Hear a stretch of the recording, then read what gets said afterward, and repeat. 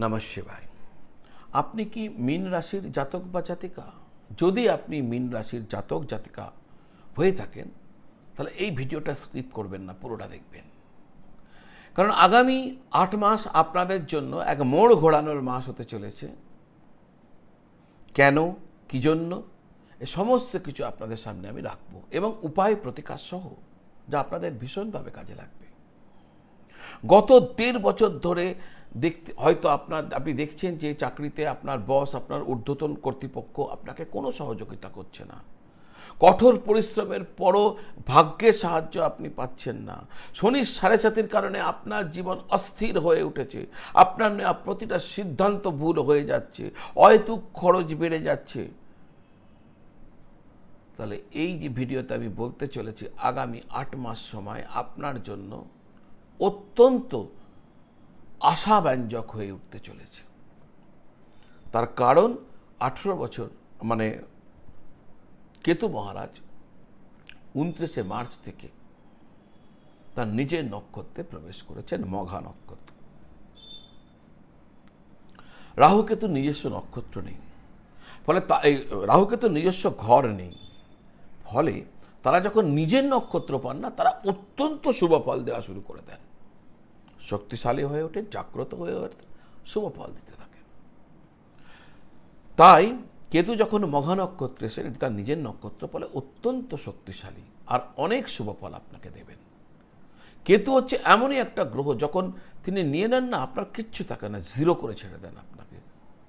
আর যদি তিনি দেন, তাহলে আপনাকে মাটি থেকে আকাশে পৌঁছে দেন, জিরো থেকে হিরো করে দেন। তো এই হেন কেতু আগামী ৮ মাস যেহেতু নিজের নক্ষত্রে থাকবেন, ফলে আপনারা মীন রাশির মানুষদের জীবনে অনেক পরিবর্তন আসতে চলেছে। শনি ৭.৫-র প্রভাবে যে অস্থিরতা, যে বাধা তৈরি হয়েছিল, দেখবেন সেই বাধা কেটে গেছে আগামী ৮ মাস সময়ের মধ্যে। আপনি উন্নতির পথে এগিয়ে যাচ্ছেন। চাকরিতে যারা প্রমোশন বা নতুন সুযোগের অপেক্ষায় ছিলেন, তাদের জন্য এটা সেরা সময়। বসের সাথে সুসম্পর্ক তৈরি হবে। কর্মক্ষেত্রে আপনি পরিশ্রমের স্বীকৃতি পাবেন। যারা নতুন চাকরির ইন্টারভিউ দিয়েছিলেন কিন্তু শেষ রাউন্ডে গিয়ে আটকে যাচ্ছিলেন, তাদের জন্য সফল হওয়ার এখন প্রবল যোগ রয়েছে এই ৮ মাস। ষষ্ঠভাবে কেতুর অবস্থানের কারণে দীর্ঘদিনের ঋণ আপনি পরিশোধ করার চেষ্টা করলে পরিশোধ হয়ে যাবে। কোনো আইনি মামলা, মকদ্দমা, কোর্ট কাচারি, সালিসি, এই সমস্ত সভায় যদি আপনাকে উপস্থিত হতে হয় বা মামলা মকদ্দমা চলে বা সেখানে কোনো জটিলতা আছে, আপনি দেখবেন সেখানে আপনি স্বস্তি অনুভব করছেন। আপনার স্বাস্থ্য সংক্রান্ত সমস্যাতেও উল্লেখযোগ্য উন্নতি আপনি দেখতে পাবেন। কেতুর পঞ্চম দৃষ্টি আপনার দশমভাবে বা কর্মভাবে পড়ায় ব্যবসায়িক ক্ষেত্রে লোকসান কাটিয়ে আপনি লাভের মুখ দেখতে থাকবেন। সরকারি কাজে কোনো বাধা থাকলে তা দূর হয়ে যাবে। ব্যবসার জন্য নতুন টেন্ডার বা নতুন অর্ডার পাওয়ার সম্ভাবনা যথেষ্ট তৈরি থাকবে, সেই রকম যোগ দেখতে পাওয়া যায় আগামী ৮ মাস।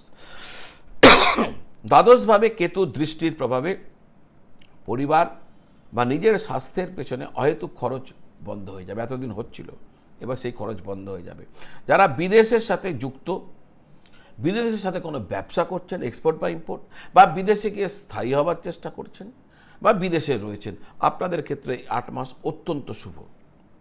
দ্বিতীয়ভাবে কেতু নবম দৃষ্টির ফলে আপনার সঞ্চয়, আপনার ব্যাংক ব্যালেন্স বৃদ্ধি পাবে।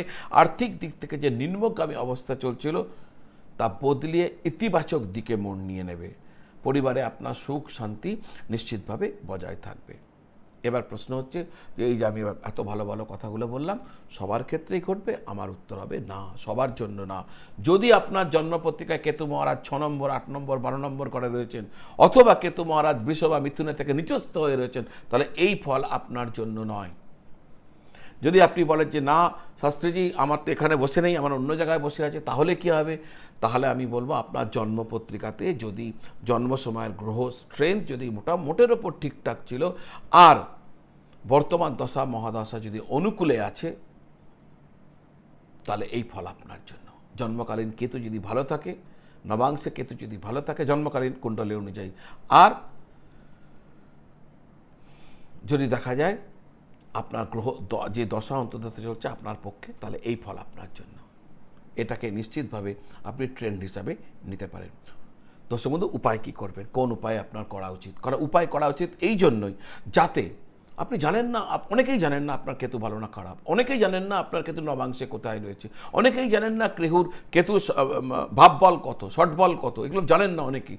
কেতু শর্ট বল কত, অর্থাৎ তার ফুল স্ট্রেংথ কত জানেন না। উপায় করবেন, যেমনই হোক না কেন কেতু আপনাকে আশীর্বাদ করবে। কি উপায় করবেন নিশ্চয়ই বলবো, কিন্তু তার আগে আপনারা যারা এখনো পর্যন্ত এই অবধি দেখেছেন আর আমার ভিডিওটা সাবস্ক্রাইব আপনাদের কোনো কারণে করা হয়নি, এই চ্যানেলটাকে কোনো কারণে সাবস্ক্রাইব করা হয়নি, তাহলে আমরা বিনম্র নিবেদন চ্যানেলটি সাবস্ক্রাইব করে বেল আইকন প্রেস করে দিন। এই ধরনের ভিডিও প্রত্যেক দিন আমি আপনাদের কাছে নিয়ে আসি, যা আপনাদের দৈনন্দিন জীবনের পথ চলাকে সমৃদ্ধ করে। অ্যাস্ট্রোলজিক্যাল নেভিগেটর হিসাবে, পথপ্রদর্শক হিসাবে কাজ করবে এই ধরনের ভিডিও আমি প্রতিদিন আপনাদের কাছে নিয়ে আসি। যদি ভালো লাগে লাইক করে কমেন্ট করে আপনার মতামত জানাবেন। আশা করব এত অবধি যখন দেখেছেন এইটুকু কাজ আপনি করে দেবেন, মাত্র 2 সেকেন্ড সময় লাগবে। উপায় কি করবেন? ভগবান গণেশের পূজা করবেন। প্রত্যেক দিন ভগবান গণেশকে 9টা দুর্বা নিবেদন করে পূজা করবেন। খুব ছোট্ট পূজা, বিশেষ নেই, প্রদীপ জ্বালান ভগবান গণেশের সামনে, আপনি বসুন, একটা একটা করে দুর্বা দিন, প্রতি দুর্বায় মন্ত্র বলুন, ওম গণ গণপতয়ে নমঃ, ওম গণ গণপতয়ে নমঃ। দুর্বা দেবেন, 9টা দুর্বা প্রত্যেক দিন দিন। আর একটু প্রদীপ জ্বালবেন, সামনে একটু লাড্ডু রাখবেন ভগবানের জন্য, বা মোদক পারলে মোদক, এইটুকু রাখুন। আর এর পাশাপাশি রাস্তার কুকুরদেরকে প্রতিদিন খেতে দেবেন, ভোজন করাবেন। যদি এটুকু করতে পারেন, শুধু এই 8 মাস নয়, সারা জীবন কেতু মহারাজের আশীর্বাদ থেকে আপনি কখনো বঞ্চিত হবেন না। আর কেতু যখন দেয়, আমি শুরুতেই বলে গেছি, 0 থেকে হিরো করে দেয়। আজ এই পর্যন্ত, পরের ভিডিও আবার দেখা হবে। সকলে ভালো থাকুন, সকলকে ভালো রাখুন। নমঃ শিবায়।